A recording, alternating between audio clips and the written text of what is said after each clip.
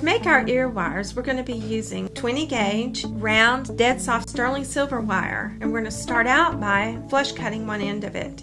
We're going to place the flat side of our cutters against the part we're going to keep, and we're going to clip the little end off, shielding it with our finger and turning it down to keep it from flying up into our eyes. I'm going to take my ruler.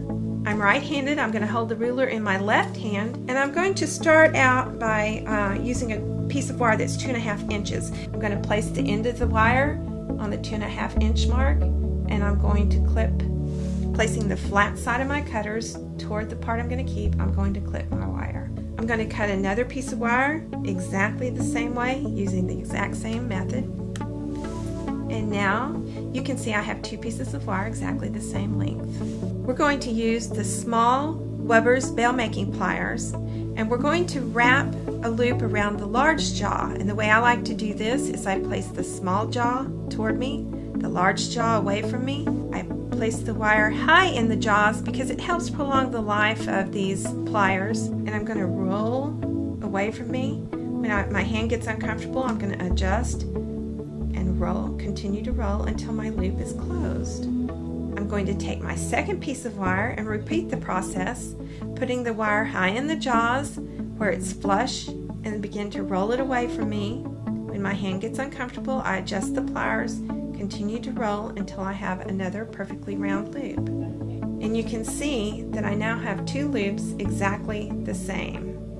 We're going to now switch to our large Wubbers bail making pliers, and I'm going to take my wire. I'm going to play like this is a little spine and a head and a chin. I'm going to hold the Wubbers bail making pliers with the large jaw toward me because we're going to wrap around the smaller jaw, and I'm going to roll away from me until the wire is almost closed or the back of the head nearly touches the spine. I'm going to repeat this process. I'm going to pick up the other wire, put the little chin down against the large jaw of the bail makers. I'm going to grasp tightly and begin to roll away until the back of the head almost touches the spine. And now you can see I have 2 ear wires that are shaped exactly the same way. Next, we're going to trim the ear wire to the desired length. And I usually like to hold them together, and then I can cut them exactly the same length. I'm going to flush cut, so I place the flat part of the cutter, the flat part of the jaw, toward the part of the wire I'm going to keep. I shield it with my hand to protect my eyes. I clip the wire, put the scrap in with my scraps to recycle, and you can see I now have 2 ear wires cut exactly the same length. I'm going to use my Wubbers medium flat nose pliers to put the little bend on the end of my ear wire.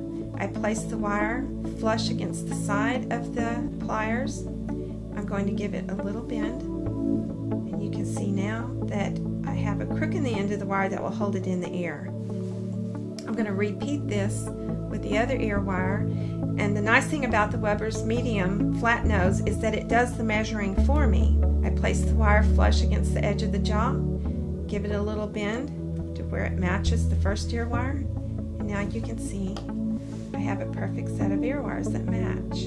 Because we were using dead soft wire, we want to check and see if it's work hardened enough, and this could use a little more hardening. So I'm going to take a steel block that's highly polished. That way it will keep my wire nice and shiny and clean.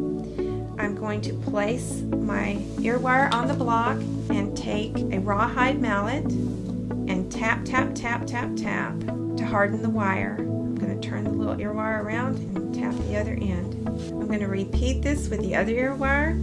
I place it on the steel block. Using my rawhide hammer, I give it a few taps to harden the wire. Turn it around, do the same on the other end. Now there's one more step that we need to do. We need to smooth the end so that it will not hurt your ear when you place it in your ear. I'm going to demonstrate for you a wonderful little tool called a burr cup. It's like a little round file that you place on the end of the wire, and you twirl it and it takes off the rough edges. I repeat it on the other wire. I check to see if it's smooth, and it did a nice job. Another method you could use if you don't have a cup burr is an acrylic nail file, and I just take the file and stroke it and test it until the wire is smooth. My favorite way to finish out ear wires is to use a rotary tumbler. Instead of the cut burr or the file, I toss my ear wires into the tumbler with stainless steel shot and burnishing compound. Now you know how to make the perfect ear wires. Thanks for watching our tutorial.